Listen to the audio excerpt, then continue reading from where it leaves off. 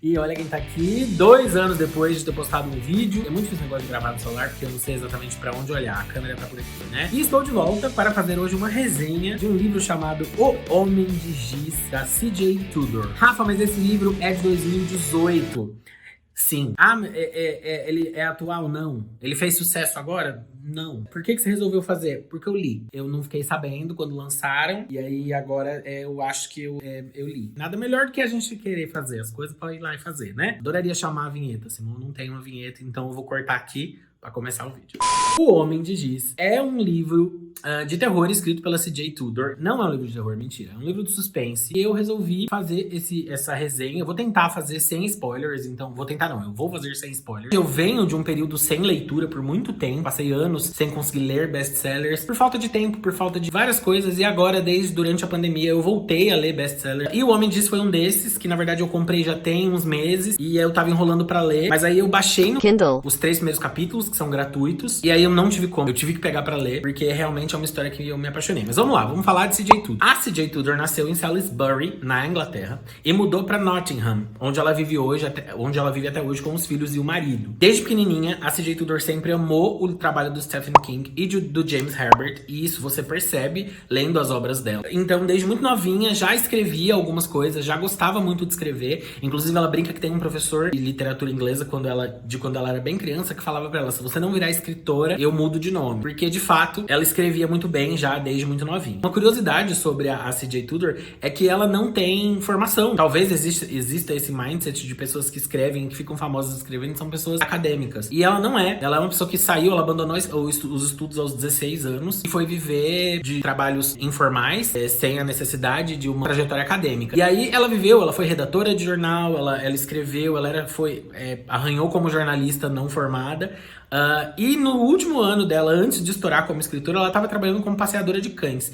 E era assim que ela se mantinha até então, isso até 2018, que foi o lançamento de O Homem de Giz. Muitas pessoas comparam ela com o Stephen King, é bem comum que as pessoas comparem, e a gente vai falar um pouquinho durante a resenha, mas ela não se opõe. Várias pessoas perguntam se ela se incomoda e como ela se sente em relação a isso, e ela fala que ela não tem problema, pelo contrário, ela se sente muito honrada, porque ela sempre foi muito fã do trabalho do Stephen King. Mas vamos lá, vamos falar de O Homem de Giz. E a primeira coisa que eu quero falar é sobre esse encarte. O livro é maravilhoso, ele é muito bonito. Todos os livros da C.J. foram lançados no Brasil pela Intrínseca. E ele tem um encarte super fofo. Quando você abre aqui, tem os homenzinhos de giz. E ele tem, em todo capítulo, sempre que muda o capítulo, ele tem uma página preta aqui. Qual é o lance dessa página preta? Ela é muito bonita, visualmente ela faz um efeito muito legal, só que se você estiver lendo num ambiente escuro, eu, por exemplo, leio no quarto, então a luz não é, muito boa, e às vezes você tá contra a luz, então quando chega nessa página preta você realmente tem que virar pra luz, porque fica bem difícil de ler. Eu tenho uma visão muito boa, não uso óculos nem nada, e eu tive essa dificuldade, mas isso é muito lindo, sabe? A borda do livro aqui, ela é toda preta, ele é todo desenhado, e ele tem um efeito, parece que ele foi escrito em giz. Eu não sei se dá pra ver aí no vídeo, mas parece até que tá sujo de giz o livro. Então ele é um livro muito bonito e dá gosto, sabe? Aquele livro que dá gosto de ler, porque ele é muito legal, assim, o encarte dele é muito bonito. Eu não sei se vocês sabem, mas quem não sabe, anote. Kindle. Tem um aplicativo, eu, por exemplo, não tenho Kindle. o aparelho, mas eu tenho um aplicativo no meu celular. E eu descobri que ler no Kindle... É Kindle ou Kindle? Enfim. Eu descobri que ler no aplicativo Kindle é muito legal, assim. Acho que talvez porque essa dinâmica de estar com o celular na mão é muito boa. Então eu aconselho pra vocês, baixem um aplicativo, porque dá pra baixar muito sample. Que são, tipo, uma leitura teste. Você baixa os primeiros capítulos do livro e você não gasta. É de graça. Então eu fiz isso com vários livros agora. Na verdade eu fiz isso com 5 livros. 2 deles eu li, já não gostei, descartei e não comprei. Então fica aí a dica, baixem o aplicativo do Kindle. Ou do Kindle, tô na dúvida agora, mas eu acho que é Kindle, né? Faz mais sentido. Kindle. E vamos falar então sobre O Homem de Giz, sobre a história. Ele é um thriller de suspense que começa com um personagem, é a visão, quem narra a história é o personagem, que é o Ed Adams. E ele é um livro que fica viajando entre 1986, os acontecimentos do ano de 1986, e os acontecimentos de 2016, numa dinâmica muito legal. Cada capítulo passa num ano. Isso cria uma dinâmica muito boa na leitura, e você tá sempre preso a algum momento, porque duas coisas estão sempre acontecendo, no passado e no presente. E isso fica te instigando o tempo todo. Então, esse foi um livro que eu li de verdade, em 12 horas, assim. Peguei um fim de semana, eu li bastante, dormi, acordei e li de novo. Então, ele realmente tem essa habilidade, a CJ tem essa habilidade de terminar todos os capítulos te instigando a ler o próximo. Ele começa já de um jeito muito, muito surpreendente, assim. Ele começa com uma história do o Ed contando que ele tá num parque de diversões, e aí, em determinado momento, ele tá parado numa fila, esperando alguma coisa. Ele tá olhando, ele tá observando uma menina que, segundo ele, é uma menina muito bonita, que chama muita atenção. E do nada acontece um acidente, a roda gigante se solta, provocando um grande acidente. Tudo é muito rápido. Quando ele vê a menina que ele tava observando tá no pé dele, com o que ele descreve como o rosto dilacerado, uma cena bem sangrenta. Então, e a CJ tem essa habilidade de te fazer criar essa cena, e é legal que essa coisa do parque de diversões e tudo mais é muito lúdico. E aí entra um personagem que vai ser muito importante pra história, que é o Sr. Halloran, que chega e ajuda ele meio que a cuidar da menina. Ele meio que obriga o Ed Adams a cuidar da menina, porque ele queria sair correndo. E aí o Halloran fala, não, fica aqui, bota a mão aqui, segura aqui. E eles meio que ficam conhecidos na cidade como grandes heróis, assim. Eles viram os heróis da cidade, porque eles salvam a vida da menina e tudo mais. Então, já de cara, você tem um acontecimento muito louco que te prende naquela história. E já dá muito a nota do livro, assim, do que você vai ter por ali. O terror aqui, ele tá nesses acontecimentos, nesse suspense. E ela constrói esse universo de um jeito muito legal. O livro tem uma vibe muito boa, e aí fica muito clara a referência de It, do Stephen King, porque ela cria esse ar meio Stranger Things, com crianças, bicicletas, toda aquela coisa da gangue, que é formada por jovens, né, por pré-adolescentes, adolescentes que vão sair por aí aprontando de tudo.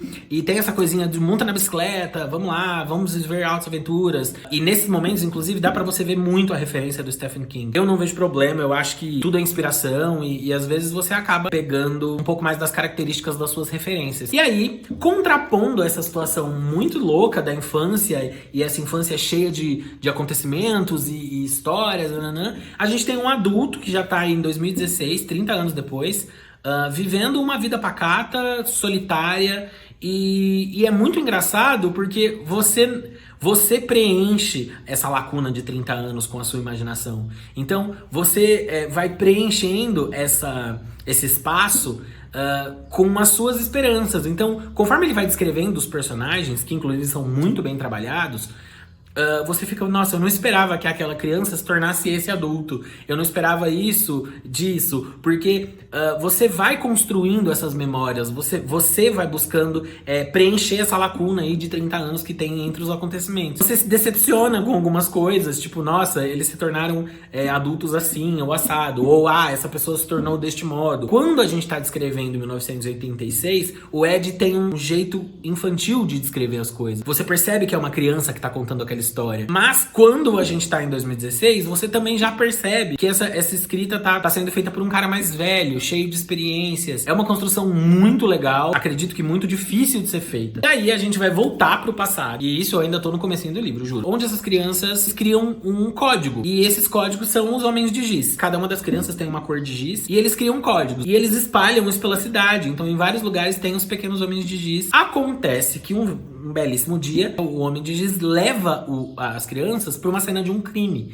E eles descobrem um corpo decapitado de uma menina. E ali se instaura a grande dúvida, né? Talvez o grande acontecimento desse livro. Que é saber, de fato, o que aconteceu com esta jovem. O porquê ela morreu e por que esse crime persegue essas crianças. E vários acontecimentos vão se desenrolando por conta desse acontecido. Então tem várias situações que vão se desenrolar a partir daí. E aí já não dá pra falar muito, porque senão vai dar spoiler. Tem alguns assuntos muito legais no livro, pra mim, pessoalmente. Ele fala sobre hipocrisia religiosa, sobre líderes religiosos e as suas hipocrisias todas. Ele fala sobre aborto, mas não fala necessariamente sobre aborto, mas ele entra nessa pauta da hipocrisia religiosa. Como eu disse, os personagens são muito bem construídos. Isso é uma característica que também pode ser enaltecida aqui. A autora realmente consegue construir um livro com personagens muito ímpares e cada personagem tem sua história muito bem traçadinha e a sua personalidade faz muito sentido.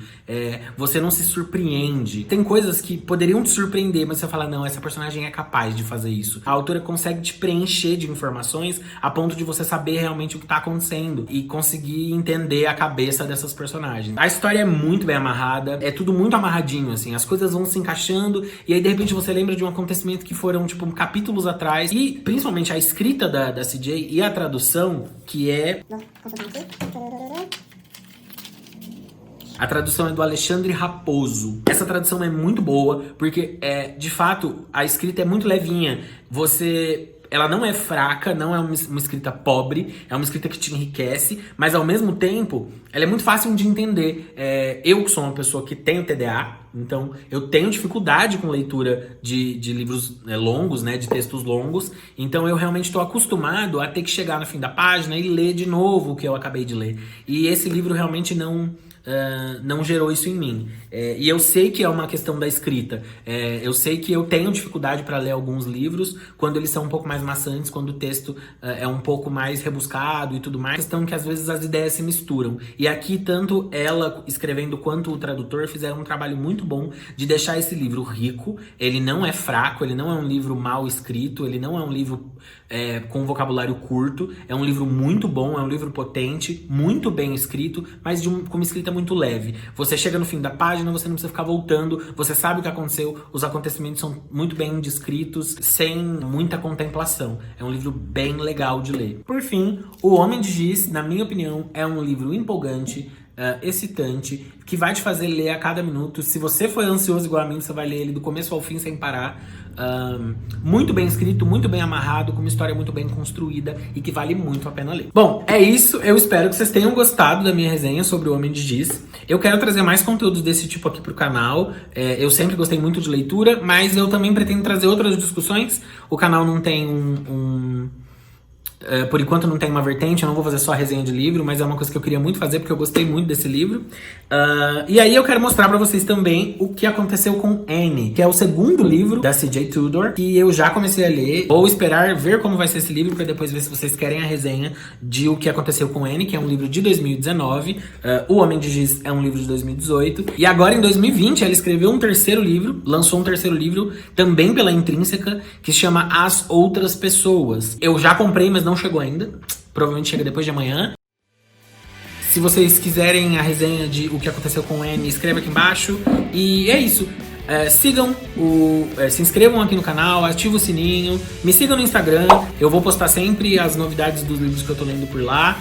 Eu pretendo receber pessoas, pretendo fazer vídeos sobre teatro, falar um pouquinho da minha vida como artista e tudo mais. Então eu pretendo fazer com que esse canal realmente aconteça agora. Espero que vocês tenham gostado do vídeo, deixa aquele like, comenta alguma coisa, dá um suporte aí pra nós. Muito obrigado pela presença, estou muito feliz de ter retornado com o canal.